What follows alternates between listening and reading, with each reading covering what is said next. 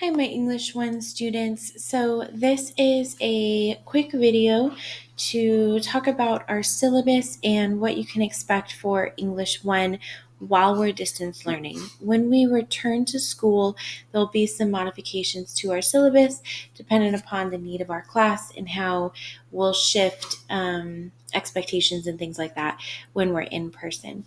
So this is what we'll follow while we're distance learning, and then there'll be updates as we go hybrid, and then as we return in person, hopefully fully. So this is English 1. Here is an error. And I am your teacher, Mrs. Bentley. This is my email address, jbentley@fguhsd.org. I respond to your emails very quickly, and I always encourage you to reach out to me with any need or question or concern, especially while we are not physically together. So please email me at that email address. This video is going to be linked right here when it's all done. So if you want to return to this video, you can always find the syllabus and click right there. So our course description is that we are focusing on literacy, and that would mean reading, writing, listening, speaking, and language skill development. To do that, we analyze multiple texts, including novels, short stories, nonfiction pieces, poetry, multiple text types, so that you can consider themes and situations relevant to your lives, our society, and what you interact with. My goal with our content is to make it relatable to you and your life and our society so that you can practice your literacy skills. So we're going to be reading less novels and focusing more on thematic issues, such as systemic racism, or like stereotyping and judgment placement. So those are kind of like themes that we'll look at, and then we place texts around those to focus on your skill development. We're going to be writing in multiple genres, including narrative, argument, and nonfiction writing. And so it's a really writing heavy class because good writers are good readers and vice versa. So when you're strong in your writing skills, you are strong in reading comprehension and reading analysis. So we're going to do a lot of writing, and I'm going to support you along the way. You are going to be a good writer, even if you think that that's not possible. You already are a good writer. I'm just going to bring that out in you. So we're going to focus on collaboration, communication, analysis, critical thinking, and while we're distance learning, we're going to be talking a lot over video conferencing, and we're going to have a lot of like breakout rooms and discussions. And I want you to know this about our class. I always value your opinion and your input and your personal insight because each of you is unique and you have something to bring to the table. And so we're going to have a lot of discussions where there's really low pressure, but I really want to hear your voice. And so respecting each other's opinions and your personal experiences is going to be so key to your success in this class. Just respecting opinions and adding your voice to the conversation. So here's some distance learning particular guidelines. This syllabus is a modified version of what we will do when we come back in person, like I already told you. Here are the places that have been modified for distance learning: the classwork participation grading category, grading scale, absence policy, and conferencing. So this document is sort of going to be a living document in that if I see issues arising with the policies that I've created before we started school and I need to change them, then I'll change them on the syllabus. And I will let you know, and it'll be clearly articulated to you. So if I've done something that's not working out and I've outlined it in this syllabus, I'll change it because it'd be silly to be that inflexible during this crazy time. So just so you know, if there are things that need to be changed, I'll let you know. But this is our starting out place. Um, Everything that I'm talking about in my syllabus is also backed up and elaborated on in your student handbook. You can click this link to go to your student handbook if you have any questions about any school guidelines or any reasons or rationale for why I have chosen what I have for this document. So that's the student handbook. We're following all of those policies as well as what's on this document. Here's our grading policy for your class. 20% of your grade is homework and assignments. Those are like tasks that you complete for me to show me that you are like gaining literacy skills. Then, this is one of the things that has changed for distance learning. Your classwork and participation is 20%, and that includes daily video conference attendance. So your attendance on your video conferencing is part of your grade because it's not really my choice, but it's being required by the district and the state that you are video conferencing attending. So that is part of your grade while we are not together. That will shift when we come back together in person. Your writer's portfolio is going to be completed on an app called Seesaw that we'll look at together, and it's 30% of your grade. The reason that's so heavily graded is because it's a lot of your work in progress, your brainstorming, your collaboration, your communication with peers. You're going to be blogging on it. So Seesaw is where you're doing a lot of the pre-writing work, the pre-thinking before we do projects or while we're reading a text or while we're exploring a theme. So it's daily work in class that's graded as a whole, which is why it has such a huge percentage towards your total grade. And then assessments and tests are worth as much as the writer's portfolio. So that's a really important thing for my class.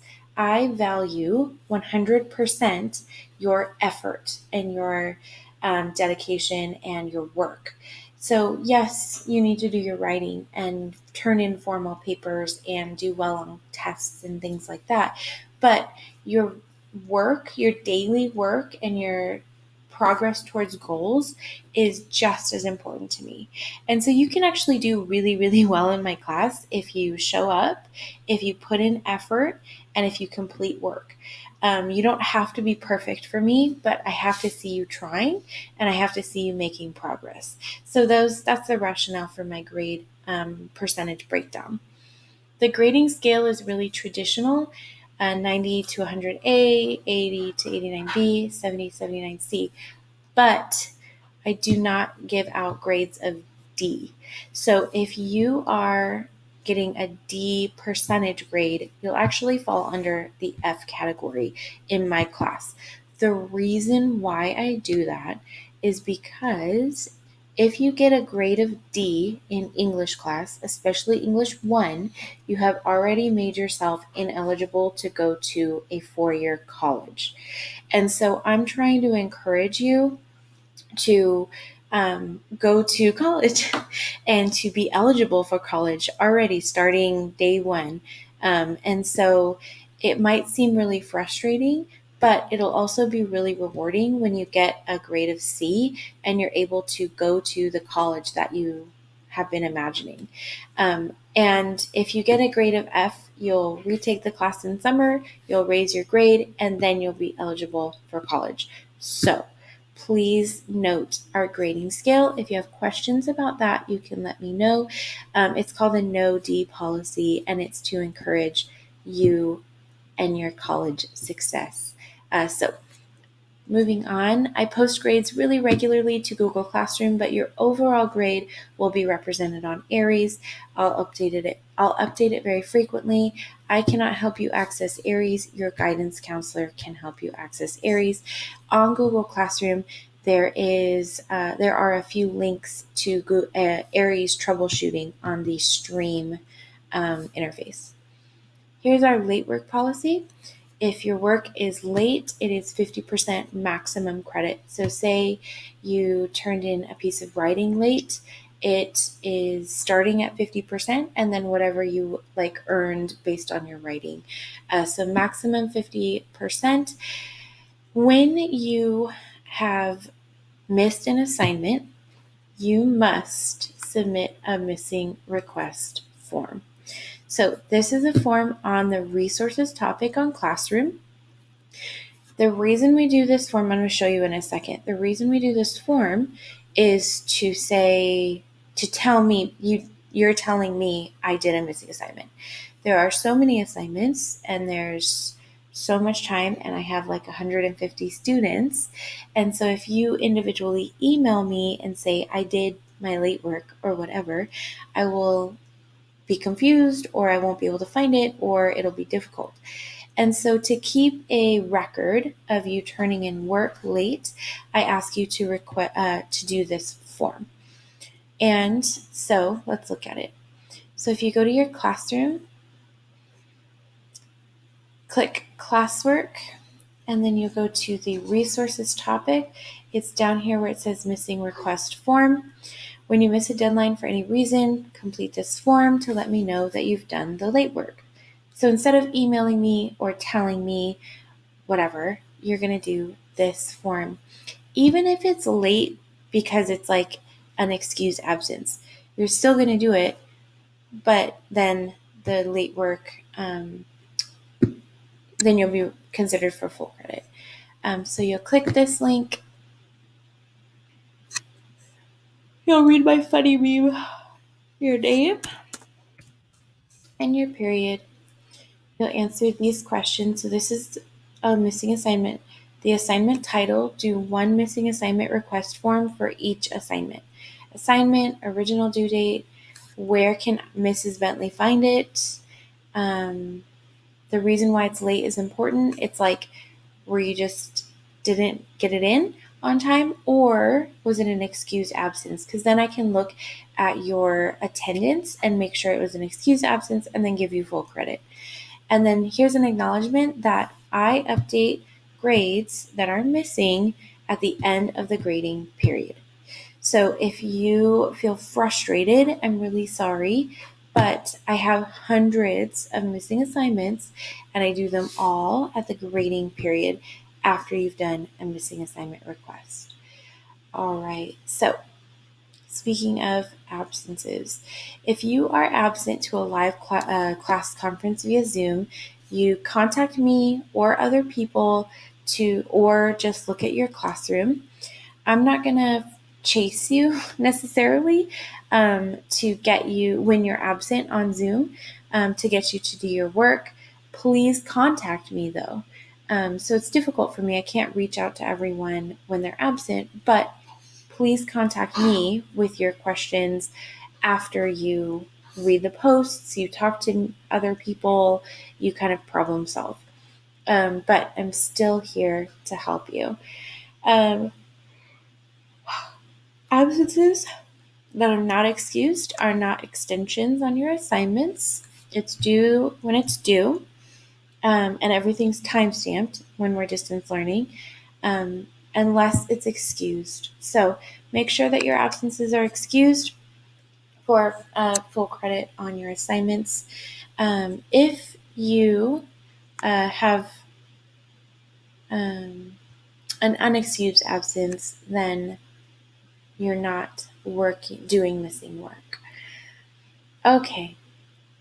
If you have an unexcused absence, you're not doing missing work. So say you didn't show up on the day an essay is due and it's unexcused, you're not turning that essay in. So you must have an excused absence to turn in something late. Let me know if you guys have more questions about that. All right, so scheduled class time expectations and guidelines.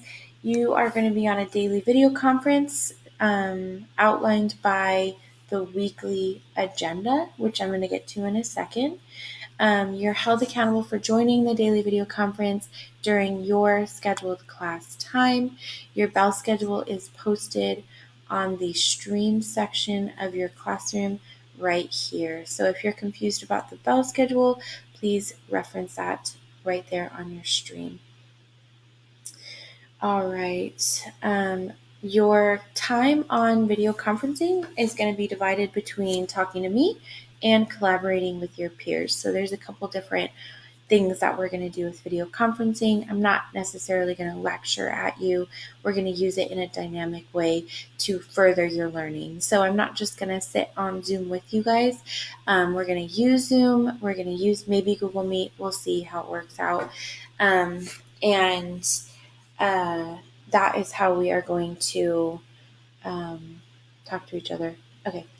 So when the purpose then of using Zoom and how and when we are going to use it through your class period time is going to be dependent on the learning goals and the expectations for the class period and the goals for the week. So if you're joining Zoom in just your breakout groups, it's working on writing, or your peer tutoring for the week, or maybe we're using Zoom that week just to have conferencing. And so each week when we use Zoom, at the beginning of class, at the end of class, during the student services or whatever that class period is called, will be dependent upon what I need it for. You're expected to be respectful of classmates' ideas and opinions and questions. Please be respectful of the learning environment. Even though you're at home, I'm at home, or at school, we're treating the online space just as respectfully as if you were in person. If we can't do that, then we'll go through steps to correct some of our wrongs, possibly. School attendance policies, absences, makeups, tardies are pursuant to the administration administrative guidelines set in the handbook and on our school website. Please make sure you are following along on Zoom or Google Classroom. Sorry, I'm tired. Professional mannerisms, please, during our live video conferencing and using any and all apps. So we're going to use a lot of blogging or apps where you guys are responding to each other. I'm looking for your language to be academic and appropriate and kind always. And if you fail to do that, then you will be not in my class anymore, because that's just not going to be accepted. So we're going to be kind. We're using academic language. You have professional behavior and professional responses to your peers on all platforms. I'm sorry, I was supposed to link the schedule here, and I will do that. Then here's our weekly agenda, expectations, and routine. So we have 8-minute passing periods during that time. Please make sure you're accessing the weekly agenda document. So you're on your classroom, you click classwork, and you can find the weekly agenda under the topic. So you found your Zoom link here, agendas and videos. So there's going to be 2 things posted on agendas and videos each week. It's the weekly agenda and a video of me telling you what's going to happen that week and what you can expect and how we're going to use Zoom. So this week's agenda is not perfect because distance learning is a little chaotic. So for me as well. So I'm going to fix it, and it'll be more complete by the time we get together tomorrow. But here is sort of a rough outline. It could change if this isn't a format that's going to work for us, then I'll be flexible and I'll change it. I'm going to ask for your feedback on Friday about what you need from the class structure. But here's what we have right now. So for example, the first day of school, we did Flipgrid and we did Zoom at the beginning of your class. Tomorrow is Wednesday. You're going to do the Ed puzzle that you're watching now, and you're going to Zoom at the beginning of your class. And I'm going to add now a few assignments that we're going to be working on. And so I'm going to beef up this weekly agenda and have a video as well. But I just wanted to show you where you'll find the weekly agenda. It'll be right here. It'll have the dates, and then there'll be a video. You're going to watch that. So every day, your routine is to log into that document, make sure that you know when we're meeting on Zoom and why and what assignments need to be completed. So do that during your passing period before the class starts. Yes, there's that information. Before your class gets started, also, I suggest you get prepared with a way to take notes. Note down from the weekly document when we're going to video conference. Like, you can write the time down for yourself, maybe create a schedule. You can write down what you need to do for attendance that day. Attendance could be a task you have to complete, or maybe just Zoom, and it'll be indicated on the weekly agenda. For example, it says attendance here and how you're marked present for that. And just because Zoom isn't the attendance thing for the day doesn't mean you don't have to show up, because it's part of your participation grade. So your attendance is, for example, a task this week. Your grade is Zoom attendance or Zoom participation. So make sure you're making note of that.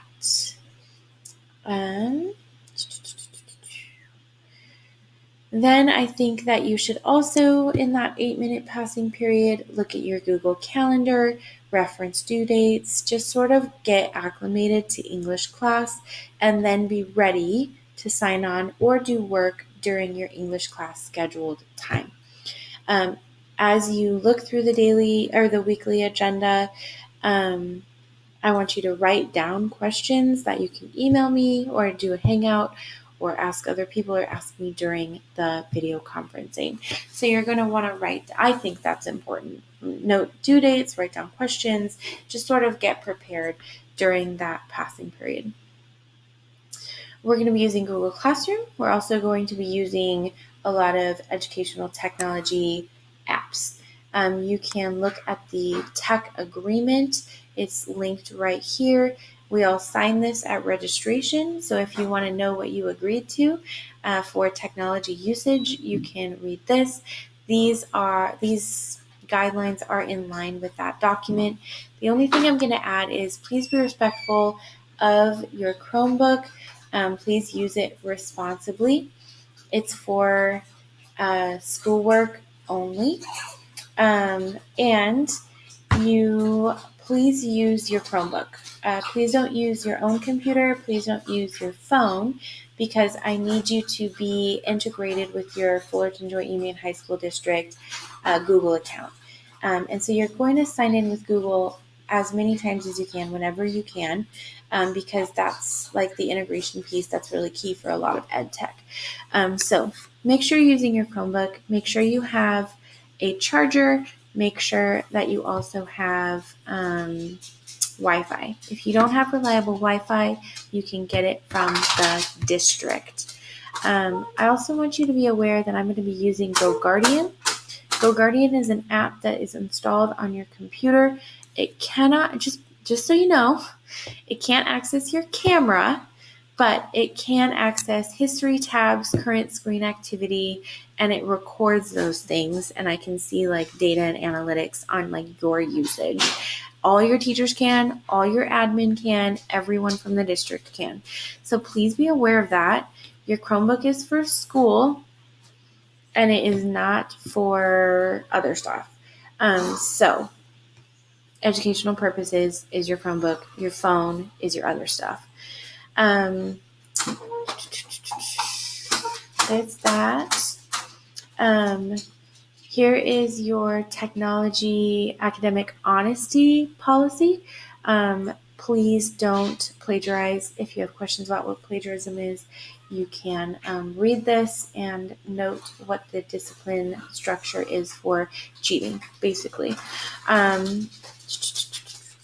Oops, I messed up. This is the technology agreement.